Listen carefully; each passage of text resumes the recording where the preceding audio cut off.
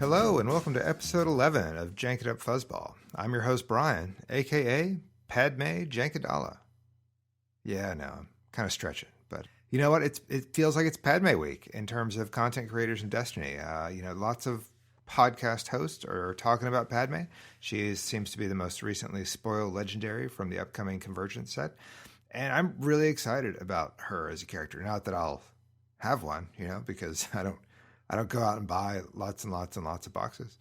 But I'm excited for maybe one day having a Padme. I love the idea of all that focus and all that focus being indirect damage. And it just seems like it'd be a really, really fun character to run.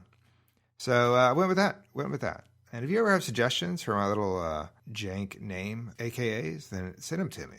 I mean, I don't mind coming up with them, but I'm sure you have much better ideas that I could incorporate in.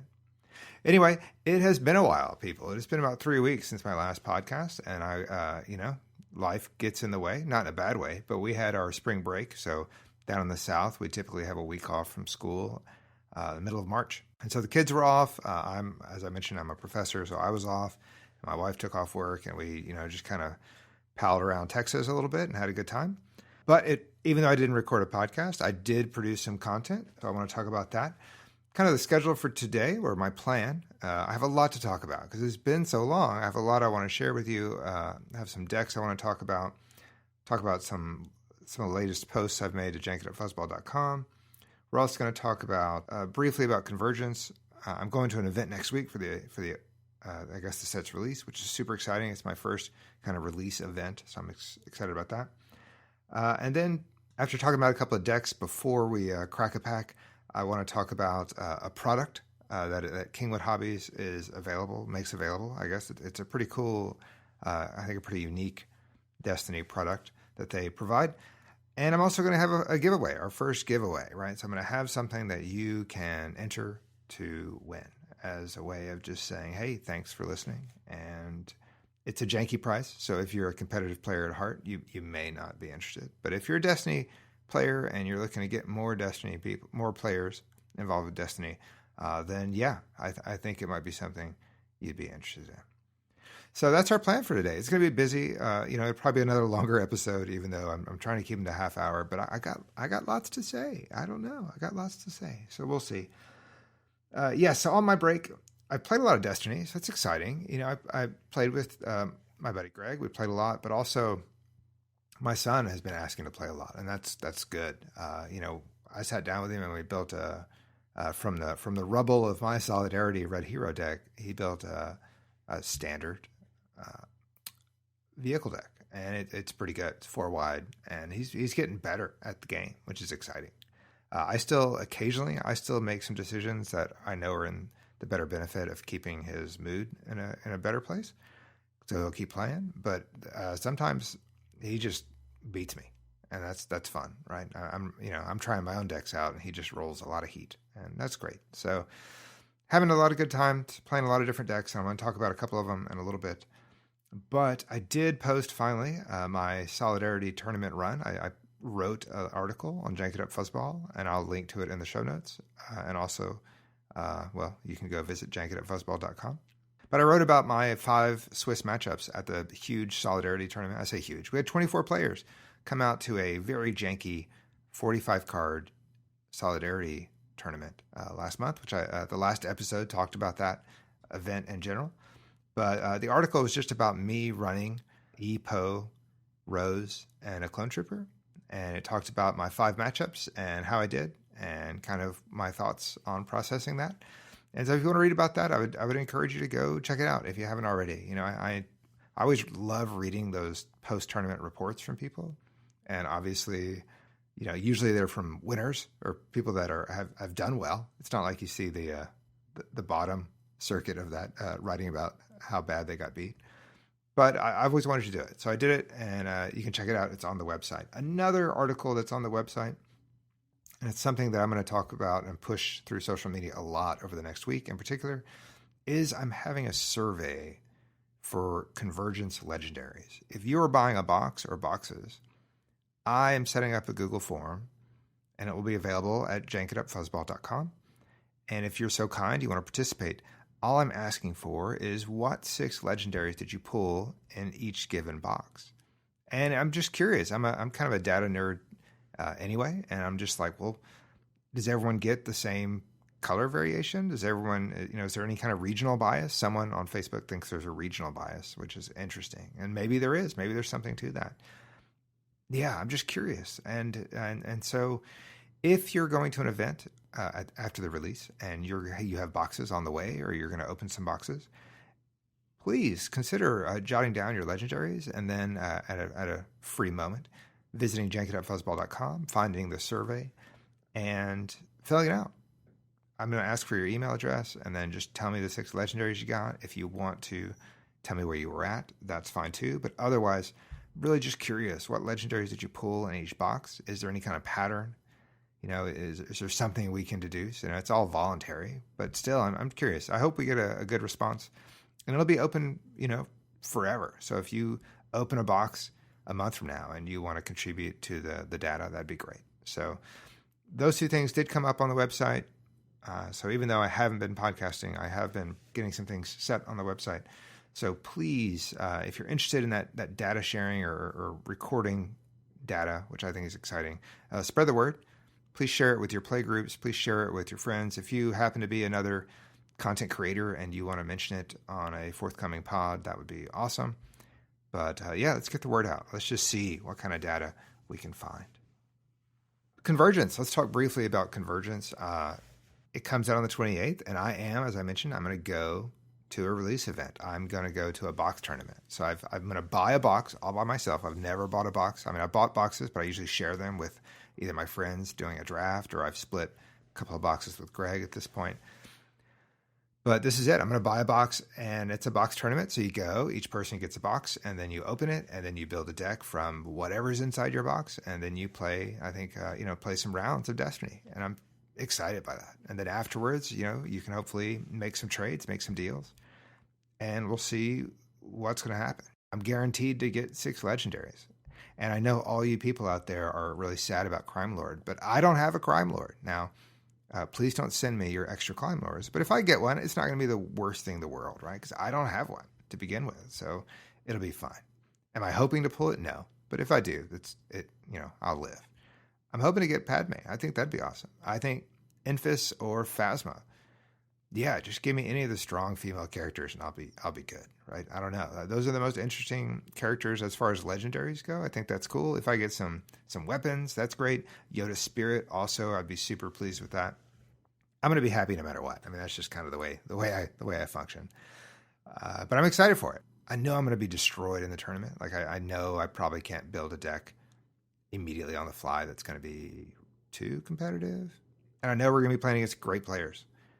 But we'll see how it goes. But I'm excited for that.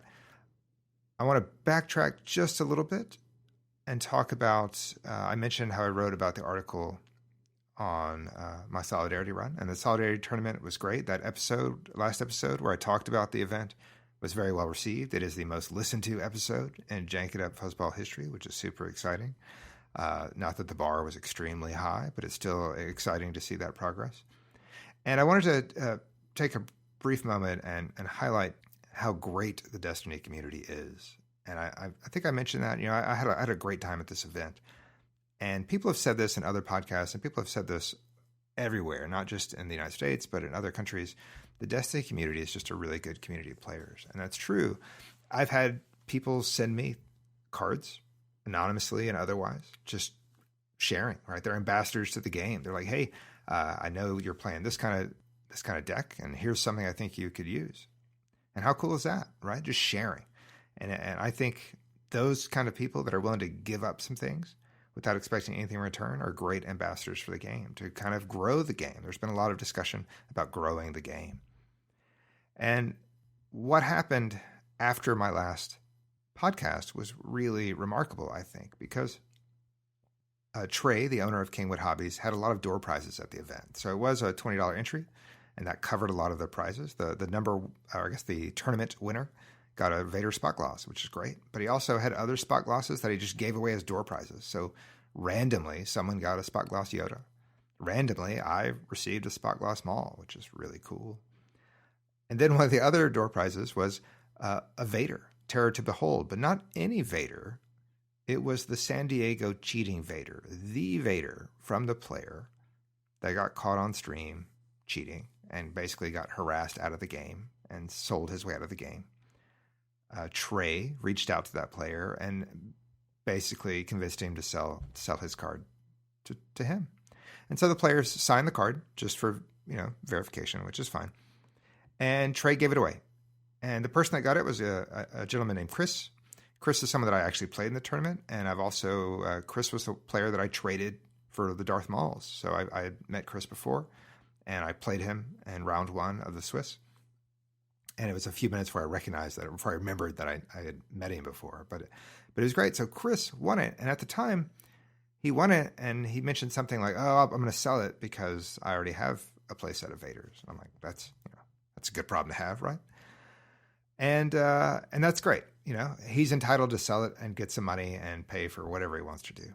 But after I released the last podcast, I talked about my friend Greg. It's first Destiny tournament, and he got Vader 3 times in a row. He only had time to play 3 games, and then he had a previous commitment. But all 3 games, he was playing Kit Ray, and all 3 games he ran into Vader and just went 0-3. And I was worried that is this going to dampen his spirit for Destiny? And the good news is it totally did not, and he's excited about the game just as much as I am.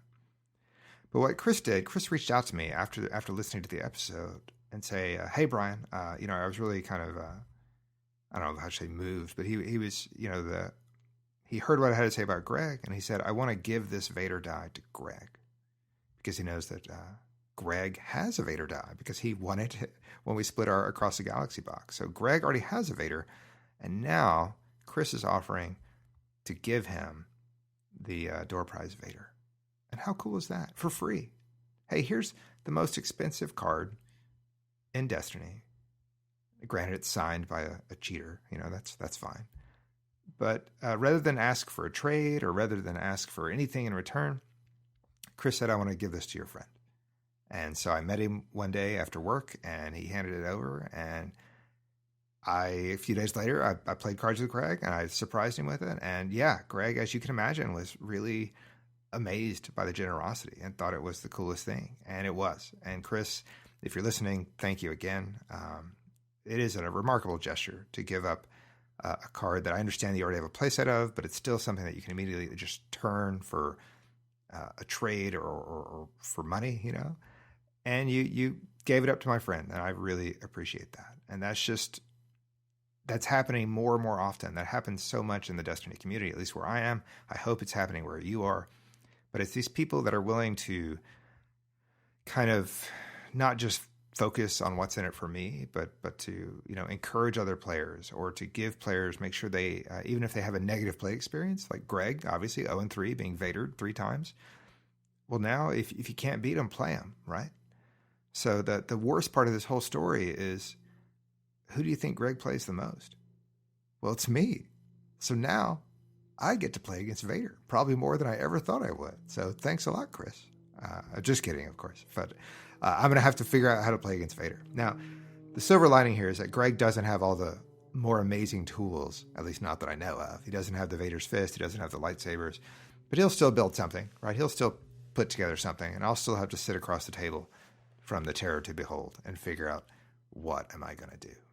Just a super great story from, thank you again, Chris. It's super, super generous. Moving on, let's talk about some decks. So I've mentioned how I've been playing a lot. And one other thing that happened at that tournament was that I reached out on my way there, like a few days before. I said, hey, does anyone have an extra Beckett die that they want to trade? Because I had one. I cracked one naturally sometime last year, I guess in December. And I said, maybe I can make a trade.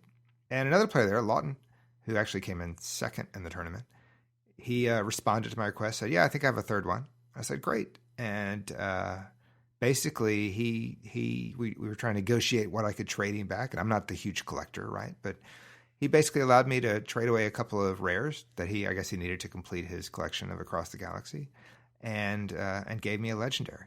And so, maybe pennies on the dollar, but it was still, it was a great deal for me, and he seemed happy. And again, it's that same generosity I was just talking about. It's like, hey, here's a legendary that you want. give me these rares that I need. And, the value may not be equal, but it was super, super nice of him to do. And now I have Elite Tobias. So thank you, Lawton.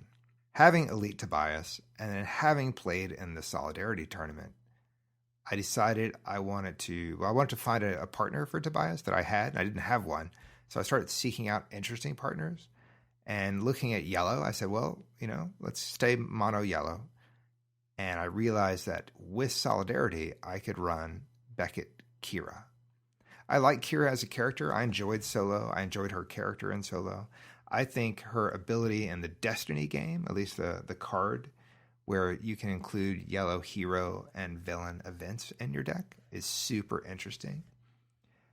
And that's the route I went. So I went and I purchased Qi'Ra online, and she was pretty cheap. I know that recently she's seen some success, partnered with Han, but of course Han is the legendary there. And so I partnered Qi'Ra and Tobias in a deck, and it was fun, right? I also purchased a Tobias rifle, so I had the rifle, and it's Solidarity, so I have 30 unique cards. I have 7 upgrades, which includes the rifle and some other 7 upgrades are all dice cards, but like Jetpack, Mandalorian Van Braces, Black Sun Blaster Pistol, Ascension Gun, Underhanded Tactics, and the aforementioned EMP grenades and the rifle. And I have 18 events, which I'll talk about in just a second. And then I have 5 supports. So I have Improvised Defense, I have Infamous, I have a Pod Racer, just a normal gray Pod Racer. I have Slave One of my favorite yellow supports. And I also have the Shadowcaster, which is one of the legendaries I pulled from the box Greg and I split. But I was really interested in seeing how many yellow hero events can I cram into this, and what would they be? And in the end, I decided on the following 6 hero events. I have Aid from Above, Bravado, Draw of Attention, Easy Pickings, of course, Let the Wookiee Win, which is one of my favorite cards, and then Scruffy Looking Nerf Herder. So I had 6 hero cards in the deck, and it was Solidarity, but between Tobias's 15 and Qi'Ra's 16, it works out. And it was good. I saw some good success against my son. Obviously, they both have 2 damage sides that are fun if you roll them, right? Tobias doesn't make money, but he has a power action that is like Truce, and then his special can also allow you to take money, but he doesn't have a kind of a natural resource on his die. But he has 2 damage sides and a focus and a disrupt. So, when you roll in those 4 character dice and you get guns, you're feeling pretty good about it. But with Qi'Ra, she has 2 resource sides, a 1 resource and then a +2 modifier resource. And sometimes when you roll that, it's not that good of a feeling. Especially later in the game when you're just trying to get some damage to close something out, and she rolls 1 +2 resource, you're like, I don't need money. I need that 3 for $1. I need that 3 range for $1. I need that 2 range. I need damage. And it's tough. So against my son, it went okay. Because my son, he has gotten better, but he still isn't as necessarily as aggressive as Greg is. And we're playing on Theed, by the way, because neutral character, right? That makes sense. And, sometimes I would win. I would win big. And usually I would win big if I got Shadowcaster out. Now, I'm not running any mods, so all of Shadowcaster's damage sides, I had to pay for. But Tobias helps me get that money. So, not running any mods, running a lot of events to try to, mitigate and also provide some trickery. And if I got Shadowcaster down, life was pretty good. Now, Solidarity, there's only 1 Shadowcaster in there. If I didn't get Shadowcaster down, I struggled. I struggled to close out against my son. I certainly struggled to close out when I pitched this deck against Greg. One of the greatest things I ever did, though, with this deck, or the greatest sequences, is starting a game against my son. I had, I mulliganed, and I got the rifle. I got Tobias's rifle, and I won the roll-off. So immediately, I was able to power action Theed, so I got an extra resource. Because I have the neutral character, I played the rifle, and because I played the rifle, I made my opponent, which in this case was my son, lose a resource. So before he even got to his first action of the game, he was down a resource, and I had a weapon on Tobias.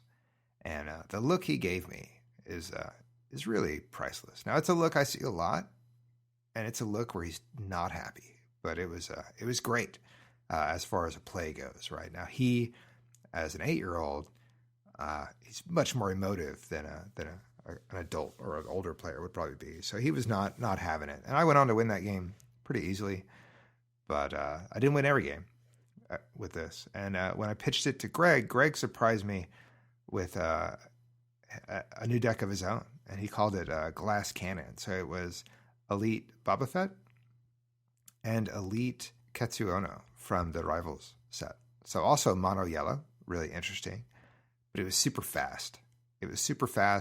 And I just had a hard time keeping up with it.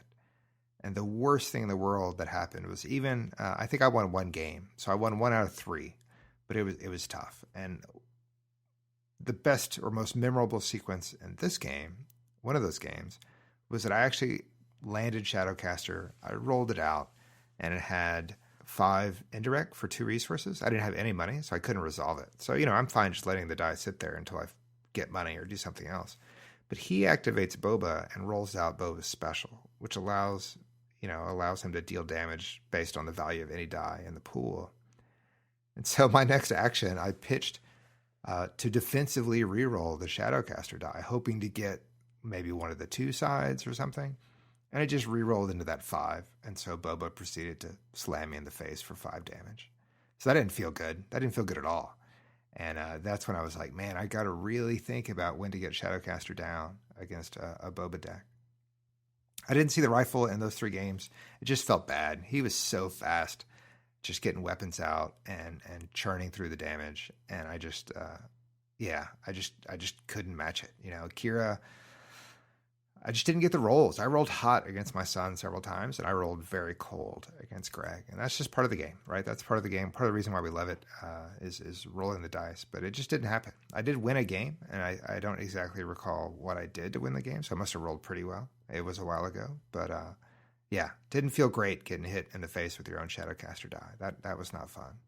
After that, though, I was still, I still think there's potential in Qi'Ra, and I love her ability, right? So I said, you know what? I tried it with Tobias. I think one of the biggest downfalls of the deck is consistency. It's a solidarity deck, and so I just couldn't be consistent, right? Every game, who knows what I would see, but it was too many unique cards, and it was just, I enjoy that. Like, I enjoy that kind of wild Western nature of it. Like, who knows what you're going to see, but against a refined deck and a very good player, it was not that successful. So I went back to the drawing board, and I said, you know what, I want to switch and pair Qi'Ra up with a hero, and then try to avoid solidarity. So what I found that I had without buying any more cards, I went with Farm Boy Luke. So he is elite at 14, and then Qi'Ra, of course, is at 16. So I put together a Luke Qi'Ra, where Qi'Ra was good as opposed to being bad or evil, and ran with that. And I kind of switched away from the idea of having supports to rely on, because that was really my biggest win condition, I should say, with Beckett, was that. And by the way, the one last thought on the Beckett deck is Beckett's the real deal. I'm super excited to have Elite Beckett going forward, because the reason where I was competitive in those games was Beckett. I mean, his ability and his power action, and then getting the rifle down on him, he is a character that I am definitely looking forward to building more competitive decks around. So yes, I'm not telling you anything you don't already know, but Tobias Beckett, I think, is going to be maybe not a tier 1 character, but he is going to hover around that tier 2 for sure. I think that's my bold prediction, which is not that bold. But now, Farm Boy Luke is not going to be around that tier at all, but I want to try something else. So I went away from supports. I only had 2 supports in this deck, just Maz's Vault and R2-D2, the blue R2-D2. I also wanted to make this deck trilogy format, so I don't have any of the Awakenings block cards in here. I'm just going to limit myself, because why not? Go with a weaker character and limit my card pool. Sounds pretty smart. So, it's upgrade heavy. So I have 9 upgrades. They're all, I think they're weapons. With the lightning rod's not a weapon, but mostly weapons, and the van braces and things like that. And I have the 2 supports, and I have 19 events. Now, I mentioned how I had 6 hero events in my Tobias version of this, but after it was all said and done, I only pulled in 2 villain events. I only ran 1 copy of By Any Means and 1 copy of Subdue. And it's not for lack of trying. I just wasn't overly excited about the yellow villain events that I had that I thought would work well in this deck. And so at that point, you're not really getting a whole lot of value from Qi'Ra, I think, in terms of her ability, because I only brought in 2 cards, and they weren't super great. They're okay. I mean, yeah, they're what they are, right? They're mitigation, which is nice, but it still depends. If Qi'Ra rolls like guns, then life is good, and she can help you get money, which is good to ramp into your big weapons. But towards the middle and late game, if Greg killed off Luke first, which he often did, because Luke has a power action where he can actually kind of increase the value of his dice by 2, then Qi'Ra by herself struggled to do anything. And I did win some games against my son with this deck because, again, he's 8. But against Greg, I went 0-3. And I think Greg, to be fair, showed up with emo twins, so he brought back out Kylo and Anakin 1, and this time with 100% more chain sickle. I think in our first game, each character had a chain sickle on them, and I was like, you got to be kidding. And it was just not pretty, right? Kylo missed Ivanus blue and yellow spread where he didn't hit his guessing game very much, but I still just got rolled.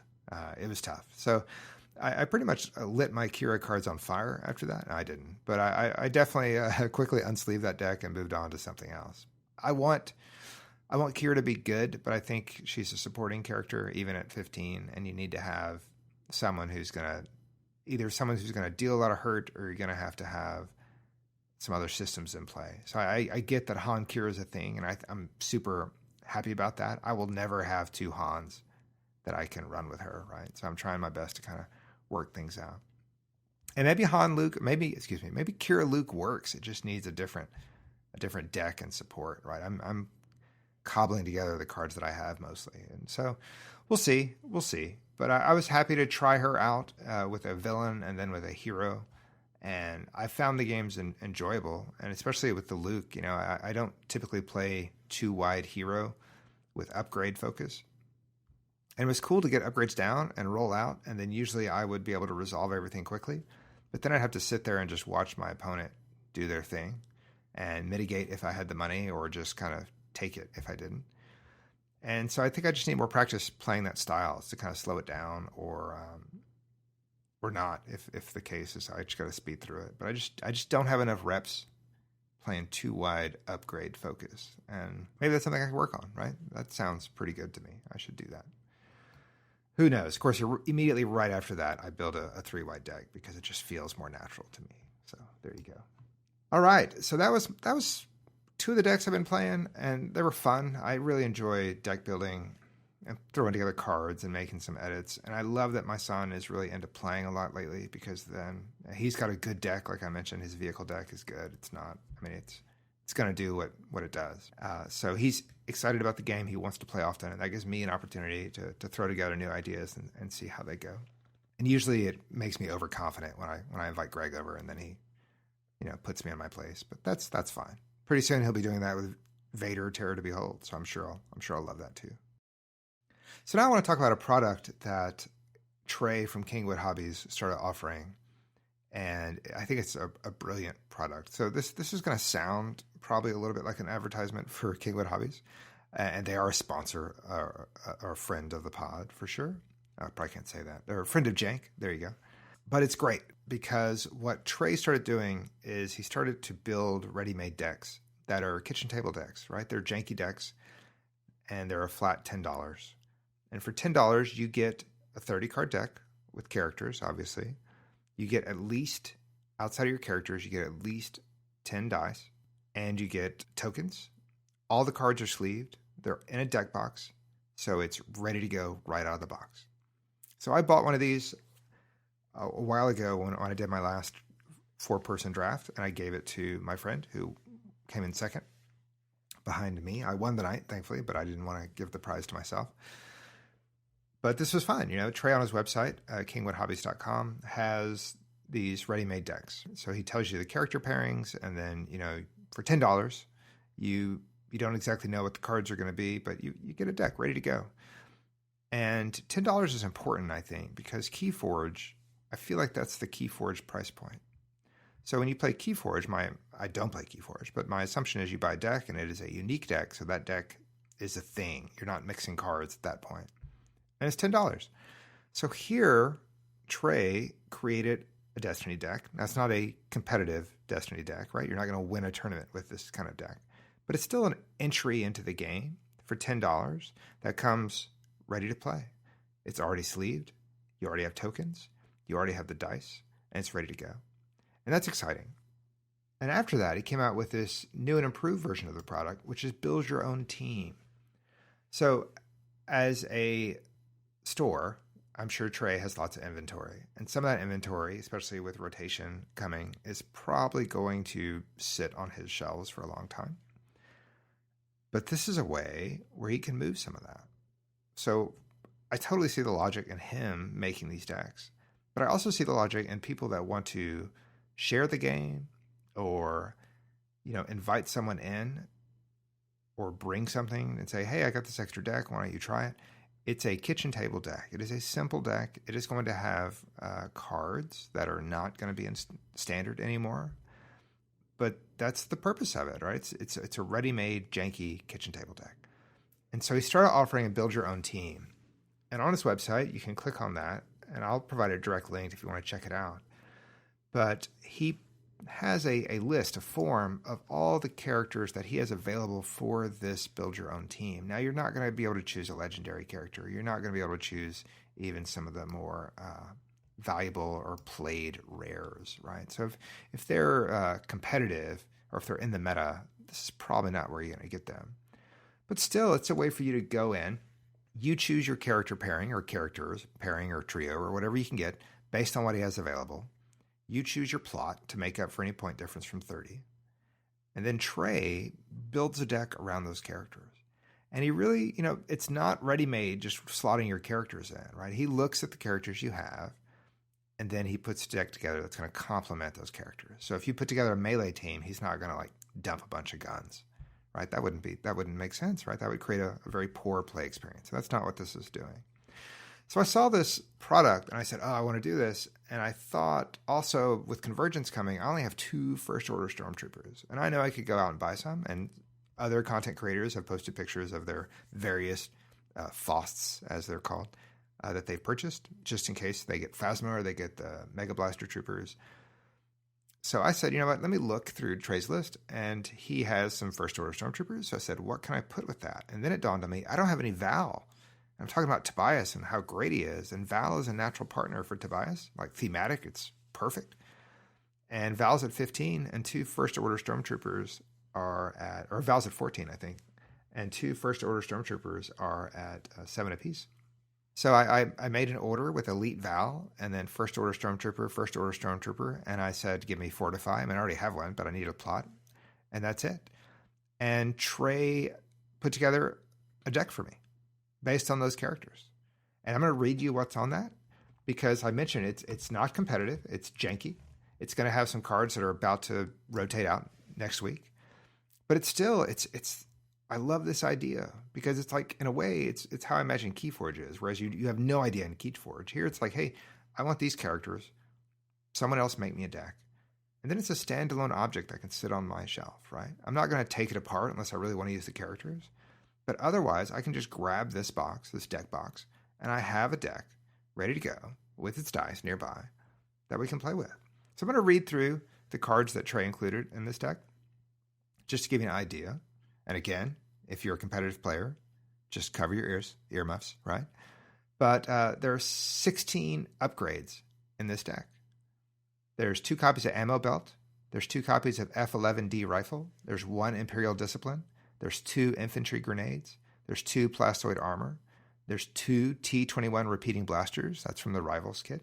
There's 2 V1 thermal detonators, right? That's from Way of the Force. There's 2 Verpine sniper rifles, again from Rivals. Sniper rifle, if I said that wrong. There's 1 Vow of Vengeance. So that's across the galaxy, I believe. There's 2 supports, and there are 2 copies of Backup Specialists. So, giving you some help to reroll. And then there's 12 events. 2 Act of Cruelty is one of my favorite yellow cards, right? And Greg likes it too because he's played it against me quite a bit. There's 1 Block, there's 1 Browbeat, there's 1 By Any Means, there's 2 Cannon Fodder, there's 2 Covering Fire, there's 2 Crackdown, and there's 1 Dodge. Now, I'm excited because this is for $10, right? I get some characters I don't have or I want more of. And then on top of that, I get just some cards in a ready-made deck that if I'm ever at a store and someone wants to play or someone's new to the game, I can just say, hey, play this. This is simple. Gives them an idea. I'm excited to break this out against my son. Now, it will probably die to his vehicle deck, but it's still great. I love the idea of it. So instead of sealed product, Trey is making decks. And with this ability where you can pick your own characters, he is going to make a deck that complements that character pairing. And I think it's great. And he wouldn't do it if he didn't love it. He loves this game. I mean, he ran a 24-person Solidarity tournament at his house, which was amazing. It was great. And he loves it. And you can tell I say that. So when he builds these decks, obviously he's looking through his inventory and he's probably kind of going through like, I have 1,000 copies of Ammo Belt. And I'm going to include that. I totally get it. But Ammo Belt also works because I have the V1 thermal detonator in here, right? It's not like it's in there where it has no purpose. So Trey puts thought into this, right? This is a guns deck, and so there's lots of guns in here, which I think is great. Now, it sounds like a commercial, and I would encourage you to check it out. I'll link to it and everything, everywhere I can. But Trey has also provided an opportunity for a giveaway. And so for the first Jank It Up Fuzzball giveaway, Trey is going to donate one of these $10 build your own decks. And it's going to be build your own, right? So it's not, he doesn't have one sitting on the shelf, just, hey, take this, give this to one of your listeners. No. He is going to allow one of the Jank It Up Fuzzball followers or listeners to submit to me their own team based on Trey's spreadsheet. And then we will randomly choose one, and Trey will put together that deck, and then I will cover the shipping to get it to the winner. So here's what you got to do. If you're interested in this and you're like, hey, I could use a kitchen table deck, then you have to get to the website, Kingwood Hobbies, and I will link directly to the product from jankitupfuzzball.com and also through the show notes. And then when you get there, there is basically the entire text you'll notice from the product is underlined, is hyperlinked. And if you click on anywhere in that text, it will pull up his character data list. And so you'll see how many he has. And obviously, if you're looking at like certain characters, he has 0 copies or there's 0 available. So if you're looking to get Darth Vader Terror to Behold, yeah, there's none available for this product, right? So common sense stuff. But if I'm looking at this, there's 14 Executioners, there's 8 Firmus Piet, there's 9 FN2199. So if you wanted to ever build a deck around him. Again, when you do this, you need to kind of throw out the idea of rotation because you're going to get cards from the Awakening block. It's an infinite set, right? These are infinite decks, and they're kitchen table decks. And what I'm going to ask you to do, if you want to participate, between now and the 31st of March, so between now and the end of the month, visit this page, come up with your character pairing and your plot that comes up to wherever you want to be, and send me an email or reach out to me on social media and say, hey, I'd like to be entered in the giveaway. And so you just tell me which characters you want that are available, obviously, and which plot, and 1 entry per person. So if you want to email me, jankitupfuzzball@gmail.com, or if you follow me on Twitter, which is jankitup, you can DM me on Twitter. We're also on Facebook, so Jank It Up Fuzzball. If you search for Jank It Up Fuzzball on Facebook, you'll find us there. We're also on Instagram, Jank It Up Fuzzball on Instagram. Any of these social media or directly through the email address, jankitupfuzzball@gmail.com. Reach out to me. Just say, hey, I'd like to be entered in the giveaway. Give me what your custom deck would be, right? So look through Trey's list, find the players you want to use. And after the 31st, or I guess probably on the 31st, because before I record next, I want to be able to announce the winner and what deck they chose. We'll randomize the list and we'll pull a name, and that'll be it. And I will ship this deck once Trey puts it together. I will ship this to you. You will not be disappointed as long as you're expecting a kitchen table deck. It'll be great because again, it comes in its own deck box. It comes with all the dice. It comes with tokens to play, Every card is sleeved. It is just, I think, a really, truly great, unique product that is helpful for new people in the game, or if you're trying to encourage people to play. And the price point is right? $10. That's a Keyforge deck. But you're getting a tournament legal as far as 30 cards. I know that's a gripe with the starter decks, but it's a 30-card deck made with characters that you picked out. So there you have it. It's the first ever Jank It Up Fuzzball giveaway. Thank you to Trey for offering the deck up. I am happy to send it wherever the winner lives, preferably in the United States. But hey, if you're elsewhere, I will get it to you. So visit the show notes, visit Jank It Up Fuzzball, visit the episode page. I will provide a link, or if you just go to Kingwood Hobbies and search for Star Wars Destiny, go to pre-made decks if you want. And then if you look there at the bottom of that list, there's Build Your Own Team. And again, click anywhere on the underlined text. It will pull up his list where you can do it. So that's really exciting. That's totally on brand with Jank It Up Fuzzball, because we're a casual podcast. And so these are casual decks, but I think it's great. I think it's a great product. I hope Trey's selling a few of them here and there, because I think it's just something great, and there's a need for that. So that's awesome.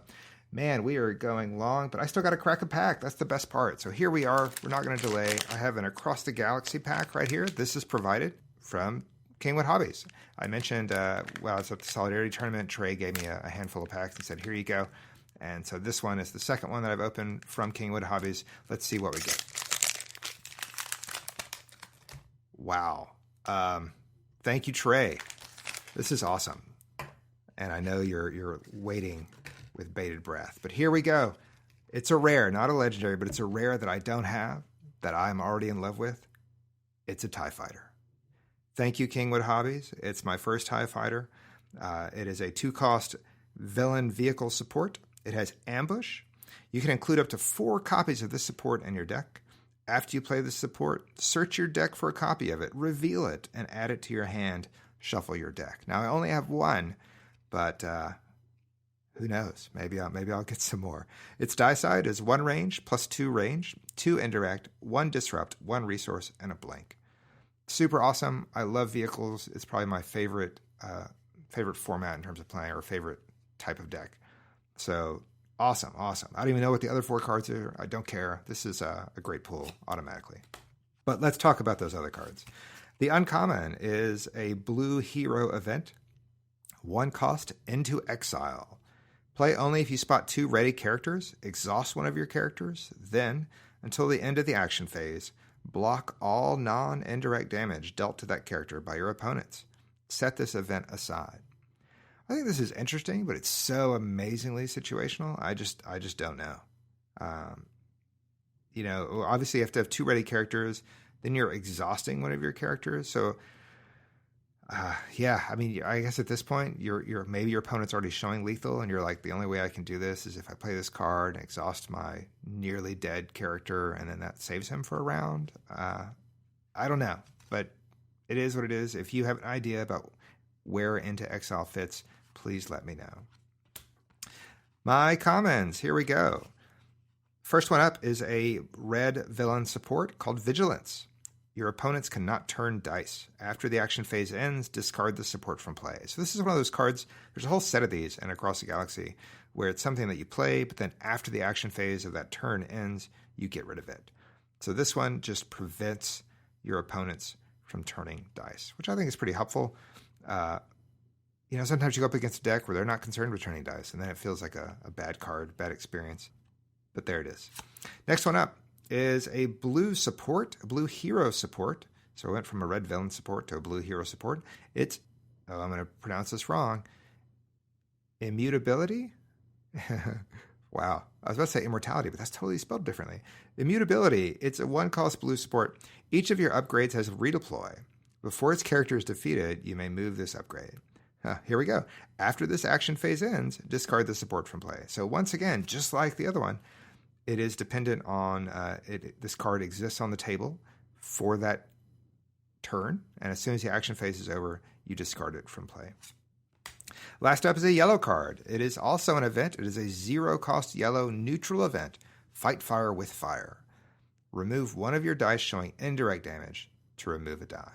So more removal. Always good to have removal. Little situational because you need to have something showing indirect damage. I don't have this card, so again, I'm super excited to have a copy of that. Most excited to have the TIE Fighter. So super, super, super great pool. Thank you, Kingwood Hobbies. Thank you for being a friend of Jank. Thank you for letting us give away a custom deck. I'm super excited about that. Let me go over social media as we work our way to the end. Just a reminder that you can reach me at jankitupfuzzball@gmail.com. I'm also on Twitter, jankitup. I am on Facebook if you search for jankitupfuzzball. And I'm on Instagram at jankitupfuzzball. So those are all ways you can reach me. If you want to enter, please do so at any one of those ways. It's great. 1 entry per person. If you just want to reach out and say hello or anything else, any of those works. I love interacting with the community on all those platforms and happy to do so. It is a long one, my friends. My timestamp is in the 50s. So if you've made it this far, man, I'm sorry. Sorry it's so long, but I had a lot to say. It's been a long time. Next time we talk, it'll be me breathlessly talking about my 6 legendaries from the Convergence box. I'm sure it'll be super exciting, for me at least, hopefully for you as well. Hooray Convergence, hooray new cards. Let's all have fun with it, and we're good to go. In the meantime, play some Jank, roll some dice, have some fun. We'll talk soon.